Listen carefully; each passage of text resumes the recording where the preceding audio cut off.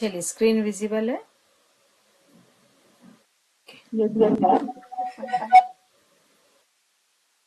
करते हैं। तो आज हम जो पढ़ने वाले हैं वो स्वास्थ्य वृत्ति क्या है। तो जैसे कि आपको नाम से ही समझ में आ रहा होगा, स्वास्थ्य मतलब आपकी हेल्थ और वृत्त मतलब वो सर्किल जो आपको पूरा हेल्दी बना के रखता है। तो अगर इसके वर्ड के मीनिंग के अकॉर्डिंग हम देखें तो स्वास्थ्य वृत्ति में क्या क्या चीजें आ जाएगी?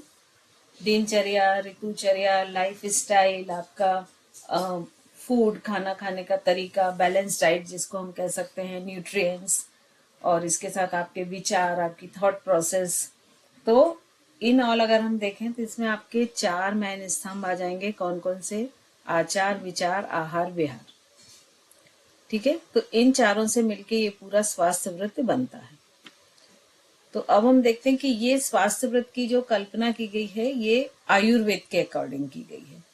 तो यहाँ पर क्या है, स्वास्थ्य वृत्त में क्या क्या चीजें इंक्लूड की गई हैं? आपकी डाइट, हाइजीन, फिर आपकी लाइफ स्टाइल कैसी है, लाइफ स्टाइल में आपकी डेली रूटीन कैसी है, आपकी ऋतुचर्या कैसी है, और इन सारी चीजों को ठीक करने पर ये आयुर्वेद प्राकृतिक चिकित्सा के माध्यम से जोड़ देता है कि भाई प्राकृतिक चिकित्सा आप अपनाइए और कंप्लीट हेल्दी अपने आप को कीजिए।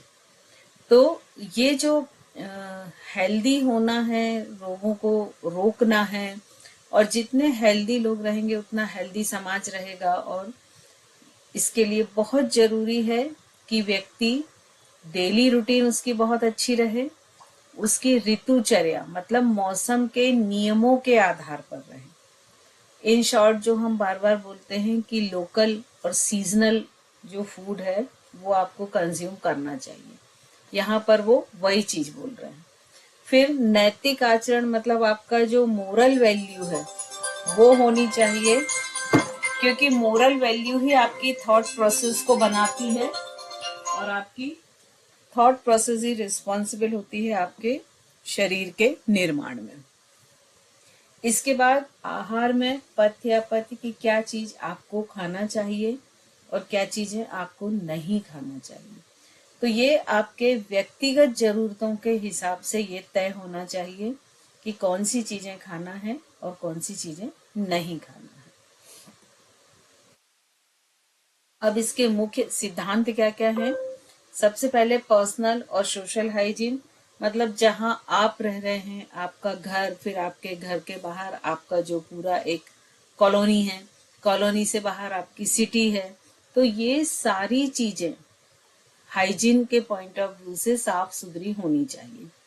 मतलब इसमें साफ सफाई, आपके रहने की व्यवस्था, आपके घर से जितना भी गार्बेज निकलता है, कूड़ा कचरा निकलता है, उन सब का उचित रूप से उसको नष्ट करना, उसका विनष्टीकरण कि कैसे उसको विनष्ट करें कि किसी को भी हानि पहुंचाए बिना वो समाप्त हो जाए।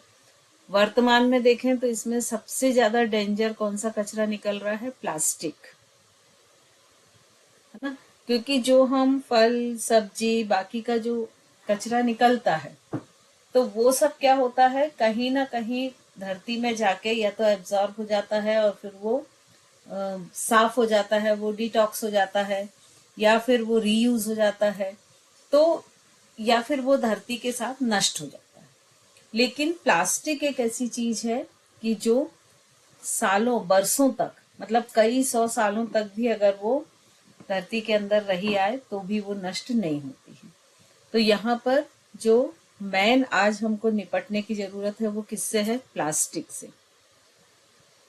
और इसकी हमको जो शुरुआत करनी है वो अड़ोस पड़ोस या परिवार से नहीं करनी है, इसकी शुरुआत हमें सिर्फ खुद से करनी है। और खुद से करने के लिए भी क्या करना है?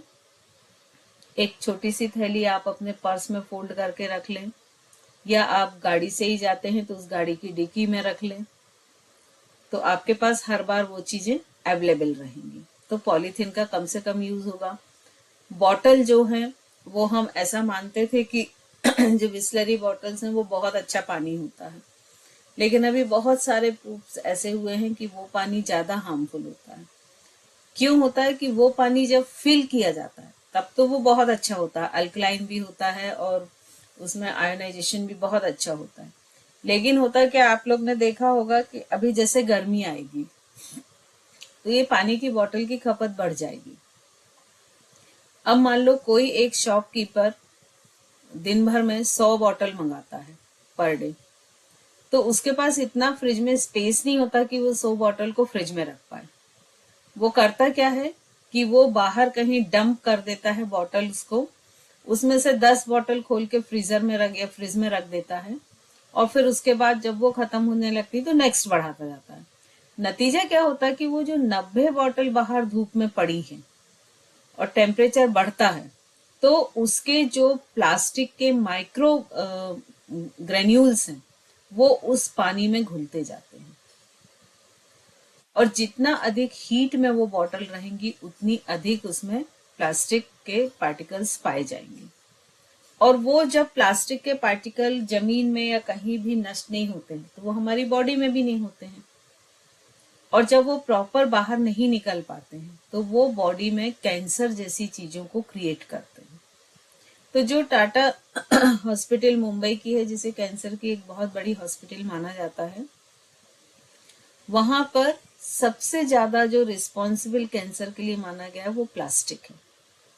हम प्लास्टिक के डब्बे में गर्म खाना रख देते हैं तो क्या होता है, वो प्लास्टिक के माइक्रोब्स उस खाने में आ जाते हैं। तो अगर कभी टाटा हॉस्पिटल में आप जाएं तो वहां चाहे वहां के एम्प्लॉय हो या वहां के कोई पेशेंट हो या उनके रिलेटिव में, किसी को भी प्लास्टिक अलाउ करने की परमिशन नहीं है। इवन जो हम बॉटल्स यूज करते हैं वो भी या कांच की ले जाएं या स्टील की ले जाएं, लेकिन प्लास्टिक की वहां अलाउ नहीं। तो सबसे बेहतर ये है कि ये जितना भी वेस्ट है इसको हम कोशिश करें कि हम अपने लेवल पर ही शुरू करें। यदि हर व्यक्ति सिर्फ अपने लेवल पे ही शुरू करेगा तो आप देखिएगा कि चीजें बहुत सारी चेंज हो जाएंगी। फिर इसके बाद में सेकंड इसमें क्या आता है,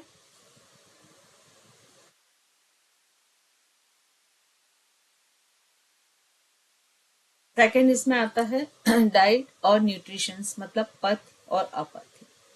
यहाँ पर देखिए सात्विक फूड नहीं लिया है, तामसिक फूड नहीं लिया है, राजसिक फूड नहीं लिया है। यहाँ पर क्या लिया है, पथ्य अपथ्य। क्योंकि राजसिक जो फूड है या सात्विक जो फूड है या तामसिक जो फूड है उसमें फिक्सेशन है कि ये फूड सात्विक है मतलब सभी के लिए सात्विक है, ये राजसिक है मतलब सभी के लिए वो राजसिक है। लेकिन जब हम पथ्य अपथ्य की बात करते हैं तो कोई भी एक चीज किसी एक व्यक्ति के लिए वो अगर खाने योग्य है, पथ्य है, तो वही चीज हो सकता है कि दूसरे व्यक्ति के लिए अपथ्य हो जाए। और जब एक चीज किसी व्यक्ति के लिए अपथ्य है तो ये पॉसिबिलिटीज हैं कि वो दूसरे व्यक्ति के लिए पथ्य हो जाए। तो यहाँ पर मेन जोर क्या दिया है कि जो बैलेंस डाइट है वो हर व्यक्ति की पर्सनल डिजाइन होनी चाहिए, और बैलेंस डाइट हर बॉडी के लिए डिफर होगी क्योंकि हर बॉडी एक यूनिट है और हर बॉडी अपने आप में डिफरेंट है। तो चूंकि हर बॉडी हर माइंड अपने आप में एक यूनिक है और एक दूसरों से डिफरेंट है, तो इसीलिए कभी भी किसी की भी बैलेंस डाइट सेम नहीं हो पाएगी। हो सकता है उनके त्रिदोष अलग अलग हों, वात पित्त का, हो सकता है उनके जो फिजिकल चैलेंजेस हों उसके अकॉर्डिंग चेंज हो, उनके मेंटल चैलेंजेस हो उसके हो, उनका क्लाइमेट हो उसके हिसाब से चेंज हो, उनकी वर्किंग स्टाइल हो उसके हिसाब से चेंज हो। तो यदि हम ये सारी चीजें लेते हैं तो आप इमेजिन करिए कि आप अगर अपने 10 रिलेटिव के डाइट चार्ट बनाते हैं मान लीजिए वो अलग अलग रह रहे हैं, एक कोई नॉर्थ में रह रहा है, एक साउथ में रह रहा है, एक असम साइड रह रहा है, तो आप ये पाएंगे कि वो जो 10 आपने बैलेंस डाइट बनाए वो डिफरेंट रहेंगे। सेम है क्या पॉसिबल, है ना? अब उसमें भी मान लीजिए दो व्यक्ति नॉर्थ में रह रहे हैं, लेकिन दोनों की लाइफ स्टाइल में बहुत फर्क है। एक का बहुत हार्ड फिजिकल वर्क है, दूसरा का हार्ड मेंटल वर्क है। तो सेम प्लेस में रहने के बावजूद भी उनकी डाइट जो है वो डिफरेंट रहेगी।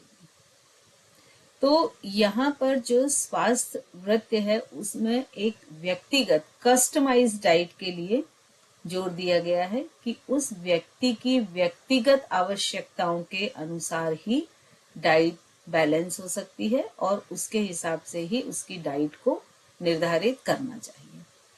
फिर इसमें पथ्य को उपयुक्त आहार भी बोला है और अपथ्य को अनुपयुक्त आहार के नाम से भी बोला है। तो इसमें क्या क्या चीजें रहती हैं कि जो आहार आप ले रहे हैं उनका डायरेक्शन देना कि वो कब लेना, कितना लेना है, किस समय लेना है, किस तरह से लेना है।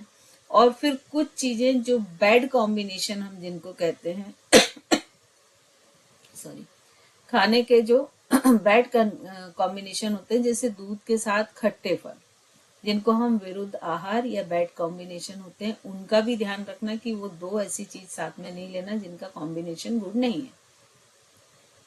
तो ये सारी चीजें इसमें आती हैं। फिर लाइफ स्टाइल, तो लाइफ स्टाइल जो है वो पूरी आपकी सुबह सोकर उठने के बाद से रात को वापस सोने तक, और सोने की भी कितने घंटे सो रहे हैं, मतलब पूरे 24 घंटे की आपकी जो स्टाइल है वो डेली लाइफ स्टाइल हो गए। और आप किसी एक सीजन में उसे कैसे मैनेज करते हैं, ये आपकी ऋतुचर्या या सीजनल लाइफ स्टाइल हो गई। तो ये सारी चीजों पर ही जो है, और नैतिक जीवन, नैतिक जीवन को क्यों महत्व दिया है, क्योंकि जितनी आप में मॉरलिटी हाई रहेगी उतना आपका जो शरीर और मन है वो सत्व की तरफ होगा, उतना मन कम चंचल होगा, उतना मन एकाग्र होगा। तो इसलिए यहाँ पर जो नैतिकता है वो आपके स्वास्थ्य को ऊपर उठाती है हमेशा। तो इसीलिए यहाँ एक इथिकल लिविंग को बहुत अधिक जोर दिया गया है कि आपकी लाइफ स्टाइल। अब इथिकल लिविंग क्या होगा? इथिकल लिविंग में मान लीजिए हम एक फल लेने गए, उस फल वाले ने एक खराब रखा था, हमने उसको हटा के दो अच्छे रख लिए। अब वो बोल भी रहा कि वेट ज्यादा हो गया, तो हम बोल रहे ठीक है चलता है इतना, तो थोड़ा सा दीजिए आप हमें। ये इथिकल नहीं है।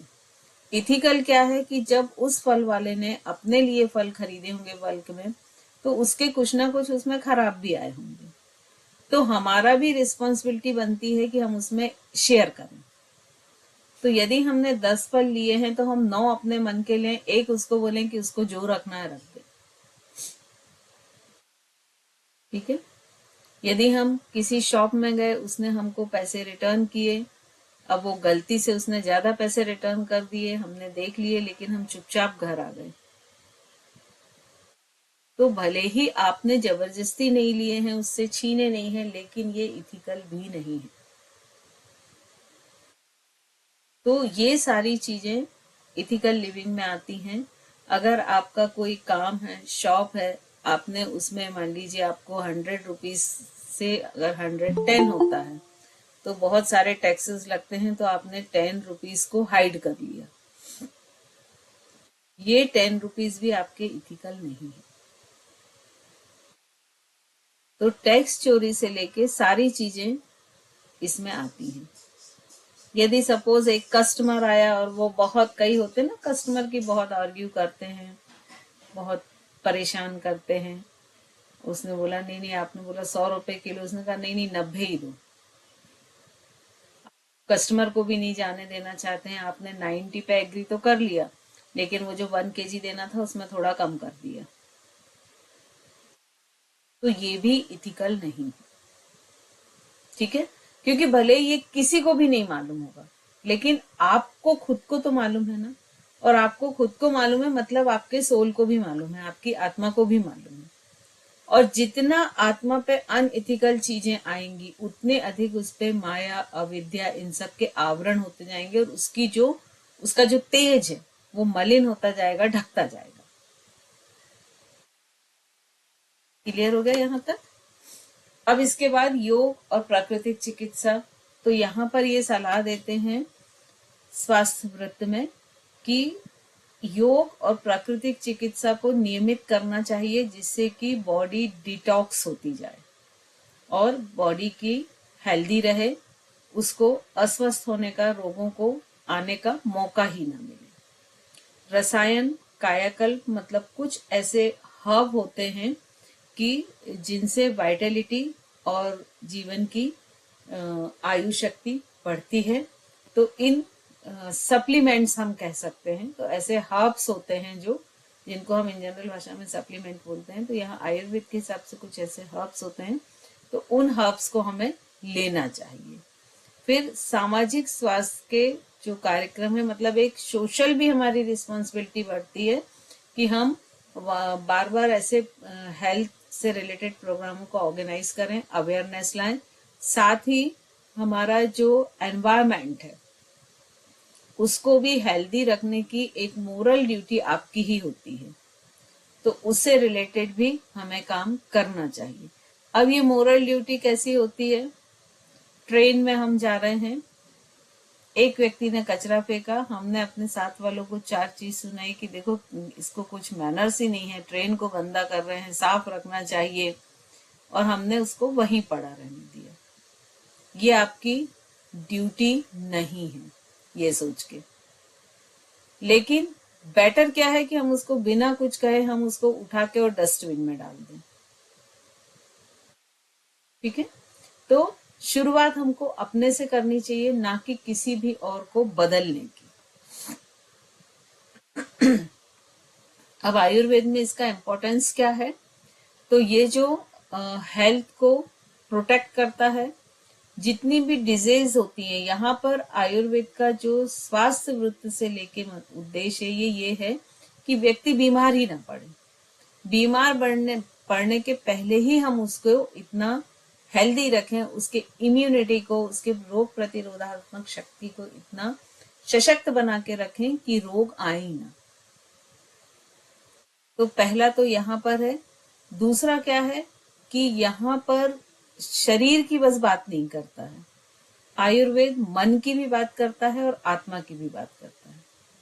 क्योंकि हमारी जितनी भी इंडियन पैथी है, चाहे वो योग हो, चाहे आयुर्वेद हो, चाहे नेचुरोपैथी, इनको बहुत अच्छी तरह से मालूम है कि यदि मन स्वस्थ नहीं रहेगा तो शरीर स्वस्थ नहीं रह सकता है। यदि आत्मा का अपना तेज मलिन हो जाएगा, उस पर बहुत सारे आवरण पड़ जाएंगे, तो मन स्वस्थ नहीं रहेगा, मन नहीं रहेगा तो शरीर नहीं रहेगा। तो इसीलिए कोई भी पैथी, इंडियन पैथी ये बात नहीं करती है कि शरीर को बस स्वस्थ कर लो, जो कि एलोपैथी बात करती है। यहाँ हर जगह मन और आत्मा को साथ में रख के ही बात की जाएगी। ठीक है? कभी ऐसा होता ना, मान लो घर में बच्चा अकेला है, बीमार है, और आपको बहुत मजबूरी में कहीं जाना ही पड़ता है। मान लीजिए आप एक पार्टी में गए हैं, तो देखिए क्या आप वहां एंजॉय कर पाते हैं? बिल्कुल नहीं कर पाएंगे। क्यों? क्योंकि आपका मन आपके साथ नहीं है। हो सकता है कोई मजबूरी थी, जाना पड़ा, लेकिन वहां पर सिर्फ क्या पहुंचेगा? आपका शरीर। और जब तक मन साथ नहीं रहेगा तो शरीर के साथ आप एंजॉय नहीं कर सकते। वहां कितना भी इंटरेस्टिंग चल रहा होगा, लेकिन आपको यही लगेगा कब जल्दी से घर पहुंच जाए। फील किया है सभी ने? है ना? तो ये बहुत जरूरी है कि जहां हमारा शरीर हो वही मन हो और वही आत्मा हो, और यही ध्यान की स्थिति है। तीनों में एक तीनों को इंटीग्रेट होना, तीनों में एकात्मता होना, यही ध्यान होता है। अब हेल्थ की डेफिनेशन इनके हिसाब से क्या दी गई है कि किसी भी प्रकार की असामान्यता से रहित शरीर को स्वास्थ्य माना जाता है, और स्वास्थ्यता की अनुभूति ही स्वास्थ्य है। अब यहाँ फर्स्ट पॉइंट तो आप समझ गए होंगे कि सारा शरीर सामान्य है, कोई दिक्कत नहीं है, तो हम स्वस्थ हैं। लेकिन स्वस्थता की अनुभूति ही स्वास्थ्य है। मतलब अगर आप 1 मिनट को आंखें बंद करें और पूछे कैसा लग रहा है, और ये रोज पूछें अपने आप से, तो देखिए किसी दिन आपको लगा कि वाह आज तो बहुत अच्छा लग रहा, बहुत एनर्जेटिक फील हो रहा, आज बहुत सारे काम कर लेंगे। किसी दिन आप पूछेंगे तो मन होगा नहीं नहीं आज तो बहुत लिथार्जिक लग रहा है, आज तो रेस्ट करेंगे, आज बॉडी में ऐसा लग रहा कि जान ही नहीं है। कितने लोगों का अनुभव है, हम सब करें, है ना? तो ये डिफरेंट होता है। तो सबसे अच्छा ये है कि जब आप अपने आप से पूछें कि कैसा लग रहा है और अंदर से आवाज आए वाओ मजा आ रहा है, मजा आ गया, वही स्वस्थ शरीर है। क्लियर हुआ ये कॉन्सेप्ट? इसके बाद जो आयुर्वेद है वो स्वास्थ्य के लिए वो दिनचर्या, ऋतुचर्या, संतुलित आहार, व्यक्तिगत और सामाजिक नैतिकता, स्वच्छता, योग, इन सब के माध्यम से ये जोर देता है कि रोगों को रोक लिया जाए, और रोगों को रोक के शरीर को स्वस्थ रख के शरीर, मन और समाज तीनों को एक कल्याण, एक अच्छी स्थिति में, गुड स्थिति में रखा जाए। क्योंकि जो आयुर्वेद, योग, नेचुरोपैथी है, इनका उद्देश्य सिर्फ ये नहीं होता है कि किसी बीमारी को ट्रीट करें, इनका उद्देश्य होता है कि बीमारी को आने ही ना दें। तो यहाँ पर ये आयुर्वेद की एक कॉन्सेप्ट है कि सम दोष, सम अग्नि, सम धातु, मल क्रिया। मतलब जीवन की सारी चीजें, सारे जो दोष हो वो बैलेंस हो, अग्नियां बैलेंस हो, जितनी धातु हैं वो बैलेंस हो। तो अगर फिजियोलॉजी बैलेंस है बॉडी की, तो इंद्रियां जो हैं वो प्रसन्न रहेंगी। इंद्रियों में कौन सी इंद्री? मन प्रसन्न रहेगा, और वही स्वस्थ रहने का सबसे एक अच्छा तरीका है, या सबसे इम्पोर्टेंट या शक्तिशाली तरीका है। अब इसके जो कोर प्रिंसिपल क्या है, तो सबसे पहला है दिनचर्या, मतलब आपकी डेली रूटीन। तो डेली रूटीन में आपके क्या होना चाहिए? सुबह जल्दी उठना टाइम से, फिर कुछ एक्सरसाइज करना, फिर उसके बाद में थोड़ा मेडिटेशन करना, उसके बाद मॉर्निंग के जो भी काम है वो करना, खाना समय पर खाना, बैलेंस खाना, उसकी जो डाइट की जो डाइट में जो आप चीजें ले रहे हैं वो बैलेंस होना, शरीर मन की साफ सफाई करना, व्यायाम करना, ये सारी चीजें आपकी डेली रूटीन में आ जाएंगी।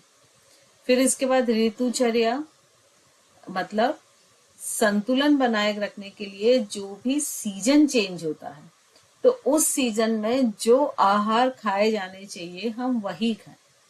ऐसा ना हो कि बहुत तेज ठंड है और हम बहुत ठंडे ठंडे पदार्थ ले लें, या बहुत तेज गर्मी है हम बहुत तेज गर्म वाले, जैसे हल्दी है या जिसमें बहुत तेज मिर्च है, ये सारी चीजें ले लें।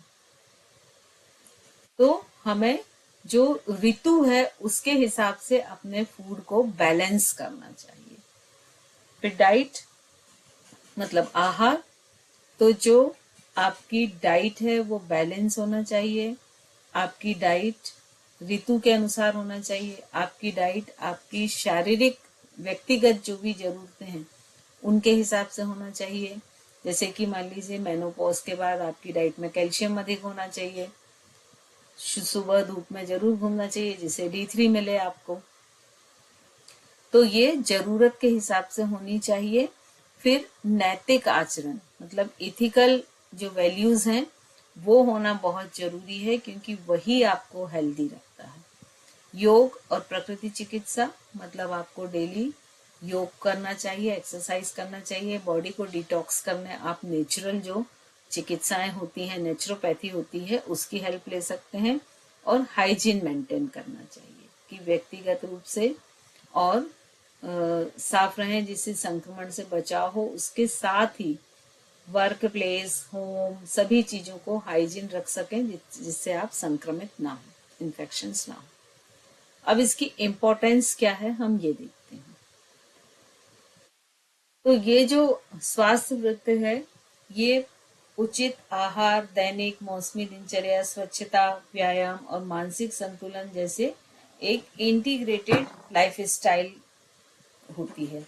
और इसका उद्देश्य क्या होता है कि रोगों को आने से ही रोक दिया जाए, और जब तक लाइफ है तब तक हेल्दी रहें, शरीर मन और आत्मा का सामंजस्य बना रहे, शरीर की प्रतिरोधात्मक शक्ति जो है वो बहुत अधिक रहे कि जिससे किसी भी तरह के संक्रमण या किसी भी तरह की बीमारी से वो लड़ सके और वो बीमारी आपके शरीर में ना आए। स्वास्थ्य के प्रति आप जागरूक रहें। फिर कुछ चीजें जैसे ऑयल पुलिंग, नाक में तेल लगाना, ये सारी चीजें भी, ये सब क्या प्राकृतिक चिकित्सा के अंतर्गत आती हैं, तो इनको भी आप कर सकते हैं अपनी बॉडी को डिटॉक्स करने।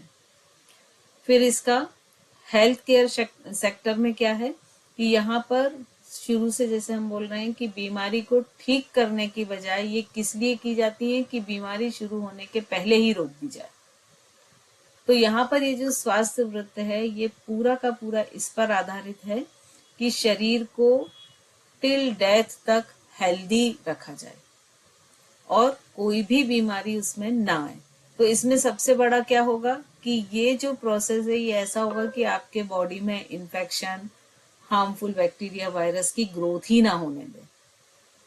और वो ग्रोथ ना होने दे उसके लिए सबसे बड़ा रिस्पॉन्सिबल सिस्टम कौन सा है? इम्यूनिटी सिस्टम, रोग प्रतिरोधात्मक क्षमता। तो ये उसको बहुत अधिक मैनेज करके रखती है। इसके हर चीज में आपको मिलेगा कि ये रोग प्रतिरोधात्मक क्षमता को बढ़ा के रखती है। जैसे ये बार बार इथिकल वैल्यूज पर जोर दे रही है। जितने आप इथिकल रहेंगे उतनी आपकी इम्यूनिटी अच्छी रहेगी। तो इस तरह से ये शरीर, मन, अध्यात्म, आत्मा, भावनाएं सभी को कोशिश करता है कि एक साथ लेके चले। और उसके बाद ये कुछ जैसे ओबेसिटी है, और अगर मान लीजिए कुछ ऐसी बीमारियां जैसे डायबिटीज है, हाई बीपी है, स्ट्रेस है, तो इनसे ये सब बीमारियां ऐसी हैं कि ये और बीमारियां देती हैं और दूसरे जो वाइटल ऑर्गन्स होते हैं उनको उनको वीक करती हैं या उनको धीरे धीरे नष्ट करती हैं। तो इन सब का समाधान पहले से ही ये ढूंढते हैं। अब इंद्रियों को, सेंस ऑर्गन्स जो है उनको स्ट्रॉन्ग बनाना, तो उसमें जो प्रकृति चिकित्सा के हिसाब से क्या होता है, नाक में तेल डालना, गरारे करना, मालिश करना, तो ये सारी चीजें जो है इनसे ब्लड सर्कुलेशन बढ़ता है और ये सारी चीजें जो है फिजिकल स्ट्रेंथ को और इम्यूनिटी को बूस्ट अप करती हैं। फिर कम्युनिटी हेल्थ मतलब समाज में ये हेल्थ अवेयरनेस को बढ़ाना और दीर्घायु और जीवन की गुणवत्ता। तो जितनी भी आयु हम जिए वो पूरी आयु में physical energy, mental energy high रहे और हेल्थ बनी रहे।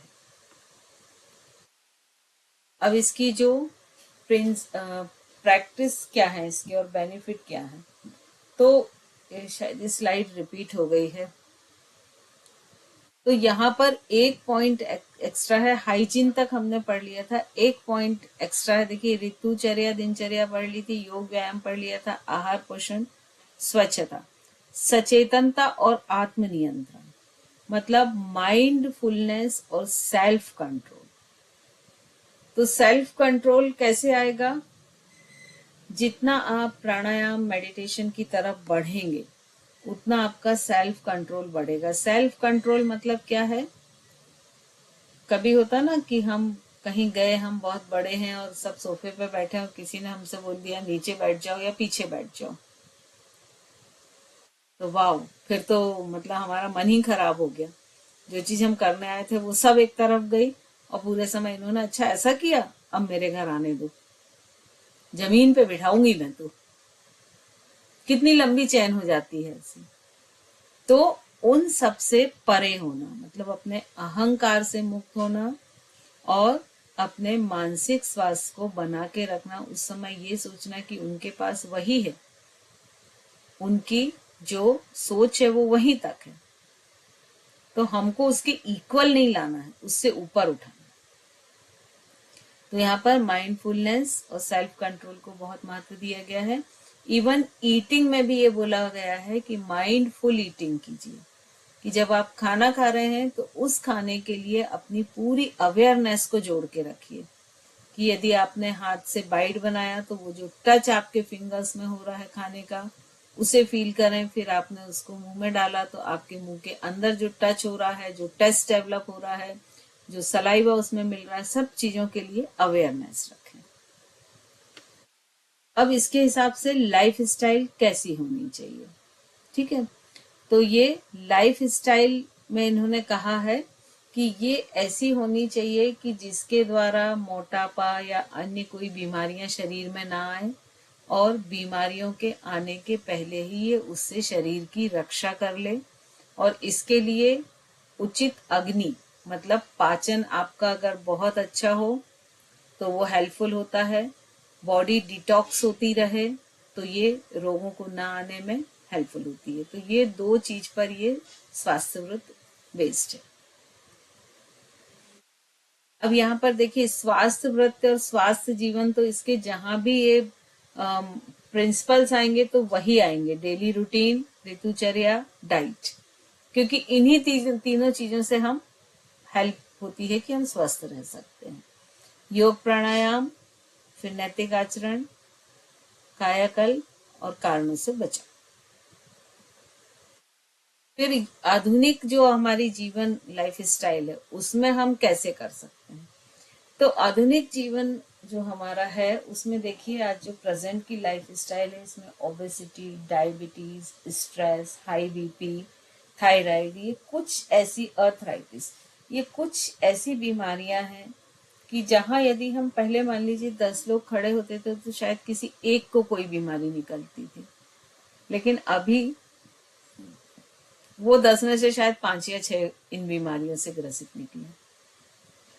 तो यहाँ पर इन बीमारियों की रोकथाम करना भी इसके अंतर्गत आता है। और अब इसमें जब हम दिनचर्या की बात करते हैं तो वो दिनचर्या कैसी होनी चाहिए, आपके पर्सनल जो आवश्यकताएं हैं, आपकी जो व्यक्तिगत आवश्यकताएं हैं, उसके अनुसार आपकी दिनचर्या होनी चाहिए। मतलब यहाँ फिर वही बात आ जाती है कि जो दिनचर्या भी हो वो पर्टिकुलर आपको लेके, आपके शरीर का क्या टेक्सचर है, किस तरह का स्ट्रक्चर है, कौन से दोष हैं, सारी चीजों को ध्यान में रखते हुए और वो दिनचर्या होनी चाहिए। क्योंकि एक ये भी हो सकती है कि सुबह 7 बजे से उनका वर्किंग है और 2 बजे फ्री होते हैं। एक ये भी हो सकती है कि 11 बजे से वर्किंग है, 5 बजे फ्री होते हैं। तो दोनों की जो दिनचर्या है वो चेंज हो जाएगी। तो लाइफ स्टाइल क्या है, वर्किंग स्टाइल क्या है, वर्किंग टाइम्स क्या है, वो सारी चीजों पे डिपेंड करेगा। फिर माइंडफुलनेस मतलब जितनी भी चीजें आप करें, सुबह जब हम सोकर उठते हैं पहला पैर जमीन पर रखते हैं, उस समय से लेके रात में जब हम वापस बेड पर लेट रहे हैं, तो हमें माइंडफुल होके करना है। कितने लोग करते हैं माइंडफुल होके? चलिए, आज जब ब्रश किया था तो ब्रश को कितनी बार मूव किया था, है किसी को याद? ये कितनी देर तक किया था? ये किस टेस्ट का, वो पेस्ट जो था वो किस टेस्ट का था, किस कलर का था? तो माइंडफुल का मतलब ये होता है कि हम जब जो चीज कर रहे हैं हमारा पूरा माइंड उस समय वहीं रहे। कि जब हमने पहला पैर सो के उठे, पहला पैर धरती पर रखा, तो जो फ्लोर की ठंडक है, फ्लोर का टच है, वो फील हो। फिर जब हम दोनों पैर से खड़े हुए तो दोनों पैर पे हमारे जो शरीर का वेट आया, वो फर्स्ट टाइम आया ना 7-8 घंटे के बाद, वो फील हो ना। फिर जब हम ब्रश करने गए तो हमने ब्रश का टेस्ट कैसा था, उसका टच कैसा था, उसको कितनी देर किया। नहाया तो हमने किस तरह से अपनी बॉडी को स्क्रब किया। वो सारी चीजें जो है वो तो यहाँ पर ये बोला गया है कि अगर आप सुबह से लेके पूरी अपनी जो डेली रूटीन है कि रात को जब बिस्तर पर लेटे तो लेट के टच, जब तक नींद नहीं आई, कि वो गद्दे का टच कैसा है, आप जो ओढ़े हुए हैं उसका टच कैसा है, दिन भर में आपने कितने अच्छे काम किए, क्या आप उस समय सोच रहे हैं। क्योंकि अक्सर जब बेड पे जाता है व्यक्ति तो उसकी सोच पे से कंट्रोल हट जाता है उसका। देखिएगा आप, मतलब कुछ भी फिर बात थोड़ी देर बाद ध्यान आता रहे हम ये क्या सोच रहे हैं, होता है रात में। और अगर नींद नहीं आई, मान लीजिए 12 बजे के बाद भी आपको नींद नहीं आ रही, तब तो फिर ऐसा लगेगा कि नेगेटिविटी का पूरा पूरा फ्लड आ गया है, बाढ़ आ गई है। किसके साथ हुआ ऐसा? और रात को अगर 2-3 बजे नहीं आई, तब तो कंप्लीटली 100% नेगेटिव हो जाते हैं। तो ये जो इन चीजों के लिए अवेयर रहना। फिर इंटीग्रेशन मतलब जो भी अ, शरीर मन आत्मा इन तीनों को एक साथ जोड़ना, और इनको प्रकृति की नेचर का जो रिदम है उसके साथ जोड़ना। अब रिदम क्या है नेचर का, कि सूर्योदय के साथ उठना, ठीक है, सूर्य जब थोड़ा सिर पे आ जाता है तब खाना खाना, हार्डवर्क करना, सूर्य जब झुकने लगता है तो उस समय हमें अपना डिनर करना, और जब तक सूर्य आकाश में रहता है तब तक हम जितना फिजिकल वर्क कर सकते हैं उतना करना। जब वो डाउन होता है तो हमको फिर फिजिकल रेस्ट देते हुए मेंटल चीजों पर काम करना। तो ये सारी रिदम है। तो जब तक आप अपने आप को नेचुरल रिदम में नहीं जोड़ेंगे, और नेचुरल रिदम में हमको बहुत मौके रहते हैं, जैसे हम कहीं जा रहे हैं, भले ही आप कार में हो, टू व्हीलर किसी भी हो, लेकिन आपके पास मौके रहते हैं कि आजू बाजू पेड़ निकल रहे हैं, उनपे पक्षी बैठे हैं। हो सकता उस समय चूंकि आप स्पीड से जा रहे हो तो वो एक एयर का प्रेशर आपके ऊपर आ रहा है। तो वो सब कभी किया है क्या फील? टू व्हीलर में जब हम बैठते हैं तो आप देखिए फेस पर तेज हवा का झोंका आता है, तो हम सब कभी उसको फील नहीं करते। तो ये मतलब हम माइंडफुलनेस नहीं है। माइंडफुलनेस का अर्थ हम सीधा सा ऐसा रख सकते हैं कि जिस समय जहां शरीर है वहीं मन हो, ठीक है। अब वेलनेस क्या है, कंटिन्यू करें कि इसको कल करें वेलनेस से? चलो फिर 10 मिनट 20 मिनट कर ले तो वेलनेस और कर लेते हैं हाँ थोड़ा मैम सा, पूरा हो जाएगा। है ना। तो वेलनेस क्या होती है बताएं? वेलनेस को हिंदी में कहते हैं संपदा, ठीक है। तो अब वेलनेस का मतलब यहाँ पर ये होता है कि हमारे पास क्या क्या संपदाएं होनी चाहिए कि जिससे आप खुश रहें। हमारे पास एक तो शरीर की संपदा होनी चाहिए। अगर शरीर स्वस्थ नहीं होगा तो आप खुश रह सकते हैं क्या? नहीं रह सकते। एक हमारी बुद्धि की संपदा होनी चाहिए। यदि शरीर कितना भी स्वस्थ हो, मान लीजिए बुद्धि स्वस्थ नहीं है, तो भी आप खुश नहीं रह सकते हैं, ठीक है। फिर सोशल वेलनेस होनी चाहिए कि आपके आसपास जो समाज है, अब आप देखिए कभी ऐसा होता ना, ऐसी जगह आप जाते हैं कि मान लीजिए वहां पर 10 लोग मिलने वाले हैं, और आपको मालूम है कि वो 10 मुझसे बहुत प्यार करते हैं, मेरी बहुत केयर करते हैं। तो आप देखिए आपका मन कितना वो हो जाता है कि कितनी जल्दी वहां पहुंच जाएं, सबसे मिल लें, सबसे बात कर लें। और वहां मान लीजिए आप 2 घंटे रुकते हैं तो वो 2 घंटे कैसे निकल जाते हैं शायद आपको पता भी नहीं चलता है। सभी ने फील किया है कभी ना कभी। और वहीं कोई ऐसी जगह हो कि जहाँ के लोग आपको पसंद नहीं करते हैं लेकिन आपको जाना है मजबूरी में, तब कैसा होता है? आधे घंटे बाद ही लगता है कि कब यहां से निकले। तो सोशल वेलनेस का मतलब ये होता है कि जो रिलेशन है वो हेल्दी हो, रिलेशन में टॉक्सिसिटी ना हो, ठीक है। फिर इंटेलेक्चुअल तो अपन ने बुद्धि की देख ली। फिर वोकेशनल मतलब एजुकेशन हो जाएगा। एनवायरमेंटल मतलब आपके आसपास का पर्यावरण, यदि पर्यावरण स्वस्थ है तो आप भी स्वस्थ रह सकते हैं। यदि पर्यावरण ही दूषित है, जैसे मान लीजिए पोल्यूशन बहुत अधिक बढ़ गया, तो आप कितनी भी हेल्दी चीजें खाइए, कितने भी अपने घर को साफ रखिए, सब कुछ करिए, लेकिन आप हेल्दी नहीं रह सकते हैं। फिर फाइनेंशियल, फाइनेंशियल भी बहुत जरूरी है ना। आप देखिए बहुत सारे घर में तो स्ट्रेस का कारण ही फाइनेंस रहता है। तो फाइनेंशियल क्या है, आपको सिक्योरिटी की भावना लाता है आपके अंदर।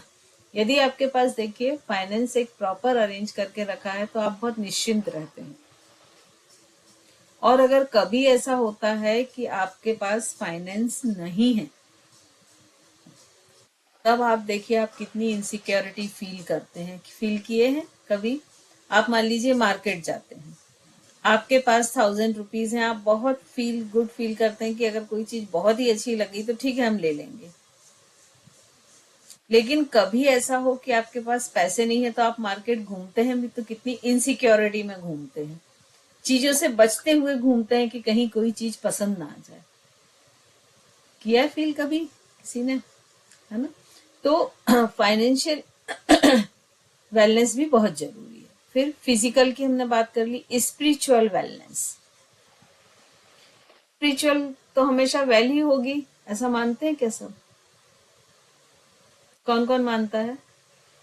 तो हम सब करें कि स्पिरिचुअल हमेशा वेल होगा, अच्छा होगा। प्रीति जी बहुत मुस्कुरा रही हैं। बताएं प्रीति जी क्या बोल रहे हैं आप? अब मैं ये सोच रही कि स्पिरिचुअल वेल कैसे नहीं होता होगा, इसका मीनिंग ही वैसा है, इसलिए मुझे थोड़ा सा आपसे ही समझना है वो। देखिए स्पिरिचुअल वेलनेस का मतलब ये होता है कि कई बार क्या होता है, जो आजकल बहुत देखा जा रहा है, ये एक एडिक्शन बन जाता है। ठीक है, मान लीजिए मैं 3 घंटे पूजा करती हूँ या 2 घंटे पूजा करती हूँ। अब मेरे घर एक गेस्ट आ जाते हैं, वो किसी हॉस्पिटल में उनका मतलब पेशेंट है, हॉस्पिटल के लिए आए हैं। उनको सुबह नाश्ता कंपलसरी है क्योंकि उनको मेडिसिन खानी रहती है। तो हमारा एटीट्यूड क्या होता है, या तो हम बहुत भुनभुन करते हैं, बताओ मेरा मंदिर जाना छूट गया, पूजा छूट गई, ये हो गया वो हो गया। या दूसरा ये होता है कि हम उनको छोड़ देते हैं और हम अपनी रूटीन वैसी ही रखते हैं और आके फिर हम उनके लिए ब्रेकफास्ट या क्या बनाते हैं। तो क्या दोनों ही सही है? दोनों ही है तो स्पिरिचुअलिटी, कि आप मंदिर को लेके बात कर रहे हैं, पूजा को लेके बात कर रहे हैं, लेकिन बेसिक देखा जाए तो दोनों ही गलत है। ये एडिक्शन है। प्रायोरिटी बेसिस पे करते हैं ना मैम। नहीं, हमेशा हर धर्म में ये कहा गया है कि पहले आप अपने कर्तव्यों को पूर्ण करें। हमारे यहाँ भी वही दीक्षा उसी तब को तक बोल नहीं रही हूँ दी मैम, जाती है। प्रायोरिटी बेसिस पे।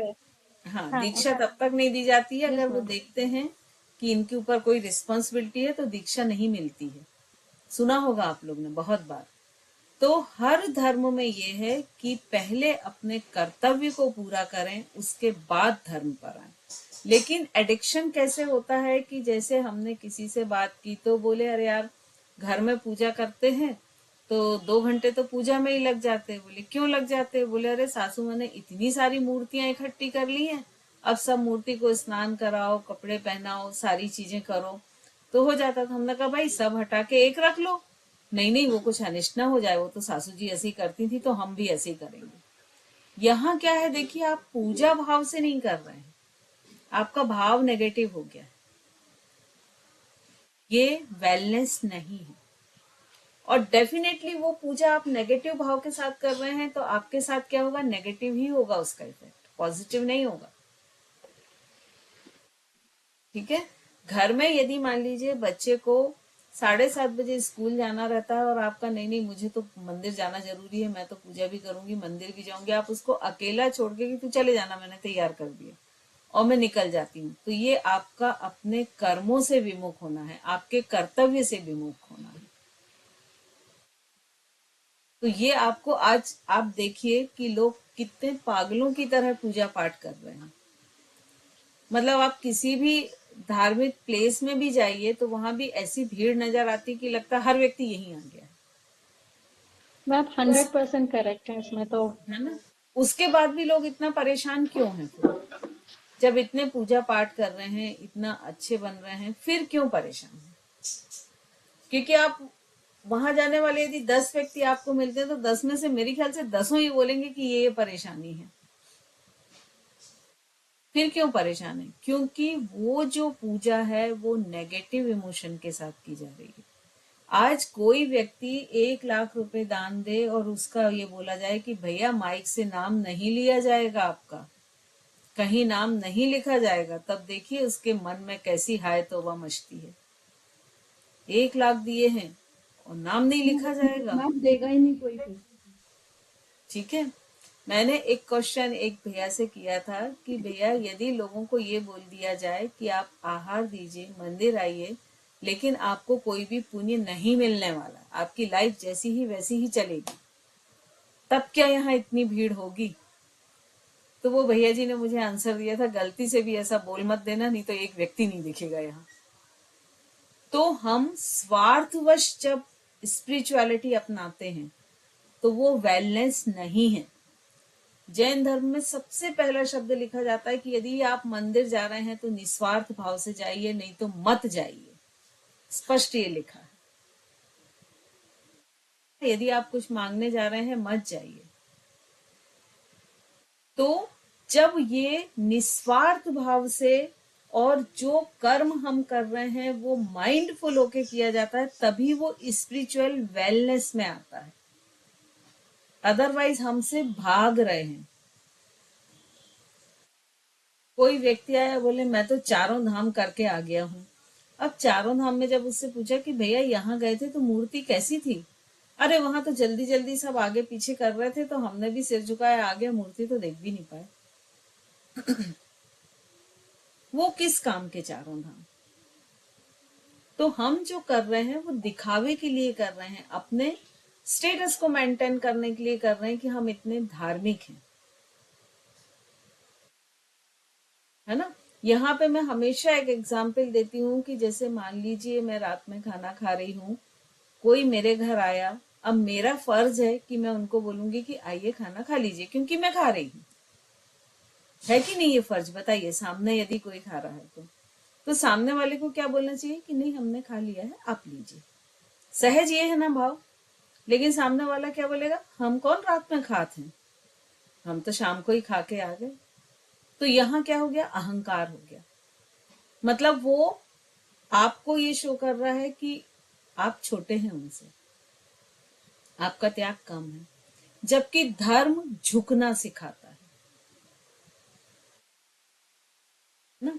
तो यदि मान लीजिए हमने, जैसे मान लीजिए आज मैंने कोई एक चीज त्याग कर दी और मैं उसके बारे में सोचूं ही ना तो मैं बहुत अच्छी हूँ, या मैं उस चीज को बिना त्याग किए खाती जाऊं तो भी बहुत अच्छी हूँ। लेकिन यदि त्याग कर दी और मन वही है तो वो बंध अधिक बुरा है, ठीक है। तो इसीलिए कभी भी जबरदस्ती दिखावे के उसमें आके कोई भी चीज नहीं छोड़ना चाहिए। हर चीज जो सात्विक है वो खाना चाहिए, है ना। तो जब भी माइंडफुल स्पिरिचुअलिटी नहीं रहेगी तो वो स्पिरिचुअल वेल बीइंग में नहीं आएगी। प्रीति जी क्लियर है? मैम ये जो आपने अभी बताया ना ये मुझे समझ आया, क्योंकि हम लोग मुनिश्री से जुड़े हैं तो मुझे समझ ही नहीं आ रहा था कि स्पिरिचुअल मीन्स वेलनेस ही होगा। ये जो दिखावा करते हैं स्पिरिचुअल होने का वो चीज अलग हो गई। हाँ। अब देखिए, जैसे एक प्रवचन है, ठीक है। प्रवचन में पंडाल में जब लोग जाते हैं, आप इस चीज को समझिए। जैसे मान लीजिए आज मैं आपको बोलूं कि आपको मैं पीएम के घर में ले चल रही हूँ, प्राइम मिनिस्टर के, आप मेरे साथ चलिए। आप क्या करेंगे, सबसे पहले अपना बेस्ट कॉस्ट्यूम पहनेंगे जो वहां आपको बेस्ट रिप्रेजेंट करे, ठीक है। आप मेरे साथ जाएंगे तो आप अगर वहां बाहर चप्पल उतारनी तो बहुत सलीके से उतारेंगे, जहां उसका स्टैंड होगा प्रॉपर वहां उतारेंगे। फिर बिल्कुल साइलेंट मेरे साथ चलेंगे और साइलेंट जहां बैठने की जगह होगी वहां बैठ जाएंगे। क्या गॉसिप करेंगे आप मुझसे? पीएम के आप अंदर जा रहे हैं और जितनी देर पीएम जो बोल रहे हैं आप शांति से सुनेंगे, शांति से बाहर आ जाएंगे, अपनी चप्पल पहनेंगे, और जब उस चप्पल पहनने का तो उस लिमिट से बाहर आएंगे तब आप मेरे से बात करेंगे, अरे यार ऐसा अच्छा था, ये बुरा था, ये ऐसा था, ये मैंने ऐसा सोचा था। होगा कि नहीं ये इंसिडेंट? बताइए, होगा। और जब हम 3 लोगों के जो नाथ हैं उनके सामने जाते हैं तब देखिए, कहीं चप्पल फेंकी, गपियाते हुए जा रहे हैं आराम से, कोई डर ही नहीं। तो क्या ये ठीक है? हम प्रवचन सुनने जा रहे हैं, हमारे मुनि जो इतनी जिनकी साधना मतलब जिसका कोई वर्णन नहीं कर सकते हैं, उनकी जो तपश्चर्य है या उनकी जो साधना है, ठीक है, मतलब हमसे तो वो शायद लाखों गुना बड़े हैं, हम ऐसा कह सकते हैं, है ना। यानी हमारे और भगवान के बीच की एक कड़ी कह सकते हैं जिनको हम, ठीक है। हम जाते हैं पंडाल में, उनके प्रवचन चल रहे, हम अपनी गॉसिप में लगे आराम से, कोई दिक्कत नहीं है। उनके प्रवचन चल रहे हैं, हम बीच में उठ के बाहर भी निकल जा रहे हैं, बीच में उठ के आगे भी घुस जा रहे हैं। तो क्या ये आपकी स्पिरिचुअलिटी को शो करता है? यदि आप में वाकई स्पिरिचुअलिटी है तो आप तो जहां बैठे हो वहीं बैठे रह जाओगे, शांत, हिलने की भी आप कोशिश ना करोगे। बात करना तो दूर है, आगे जाना तो दूर है। तो क्या हम ये कर पाते हैं? वो भाव आ पाता है? फिर हम कैसे अपने आप को स्पिरिचुअल वेल कह सकते हैं? तो स्पिरिचुअल वेलनेस तभी आएगी जब आप मन से उस चीज से जुड़ जाए, ठीक है। हम यदि पीछे हैं तो ठीक है, हमको पीछे से जितना मिलेगा उतना ही करें, ये ना करें कि हम 4 लोगों को धक्का देते हुए आगे चले जाएं। क्लियर हुआ? है ना? मैडम, ऐसा हाँ वो सोचते हैं कि वो स्पिरिचुअल हैं, पर जो रियल स्पिरिचुअलिटी है वो अंदर से आती है। जो आप बता रहे हैं ना, वो हाँ चेंजेस जब आ जाएंगे ना, हाँ तो मतलब हम अपने आप को ऑब्जर्व करें कि अब हम सही रास्ते पे चले, हम ठीक हो हाँ, गए। तब आप स्पिरिचुअल वेलनेस की तरफ आए, हाँ। इसको हम ऐसा कह सकते हैं। बाकी हम किसी और को जज नहीं करें, क्योंकि नहीं, सिर्फ आपको अपने 99% को ऐसे ही करना, है।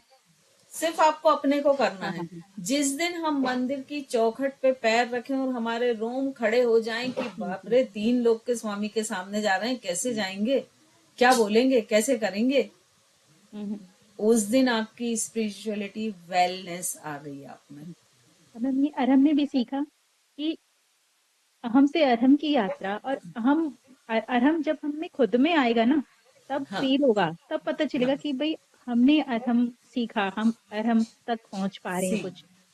नहीं तो वो जिस अहम में दिन ही रह जाते हैं।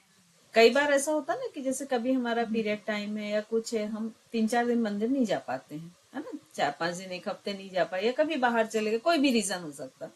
और जब हम छठवें दिन उस मूर्ति के सामने खड़े हों और आंख से आंसू बहने लगे, कि जैसे होता ना कि अचानक से कोई अपना मिल जाए, आपने उम्मीद नहीं की थी और अचानक 7-8 दिन बाद आपकी माँ आपके सामने आके खड़ी हो जाए, तो कैसा अंदर से आनंदित भाव होगा, आंख से आंसू आ जाएंगे, पूरे गूज बम्स हो जाएंगे।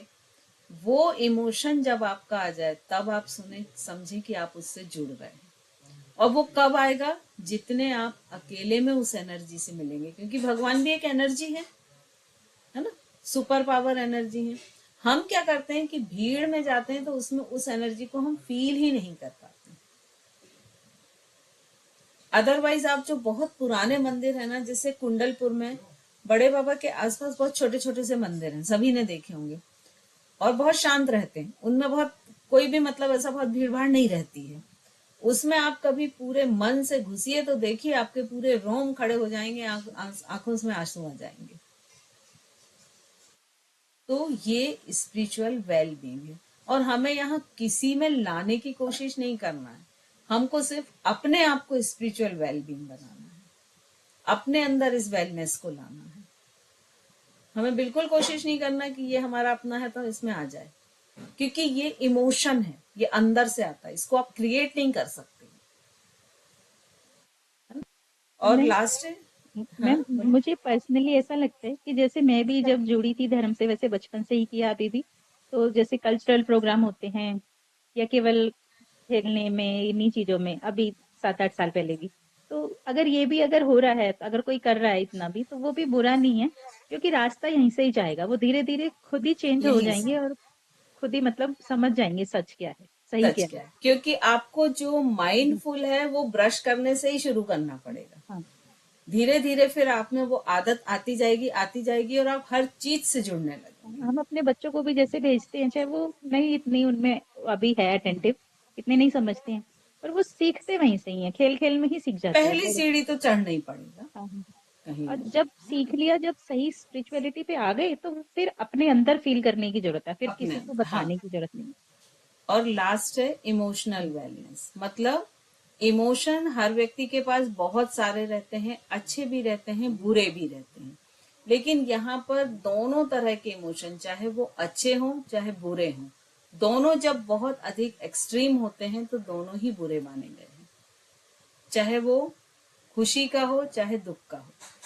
और यहाँ पर वेलनेस का मतलब ये है कि अपने भावों पर कंट्रोल करना, अपने आप को कंट्रोल करना, जिसको हम स्थित प्रज्ञ बोलते हैं, या समभाव बना के रखना, कि बहुत खुश है तो भी हम समभाव है, ऐसा नहीं है कि हमारे पैर ही जमीन पर नहीं पड़ रहे, और बहुत दुख है तो ऐसा भी नहीं कि हम बिल्कुल गिर जा रहे हैं, तब भी हम समभाव हैं। तो ये चीज सीखना इमोशनल वेलनेस में आती है।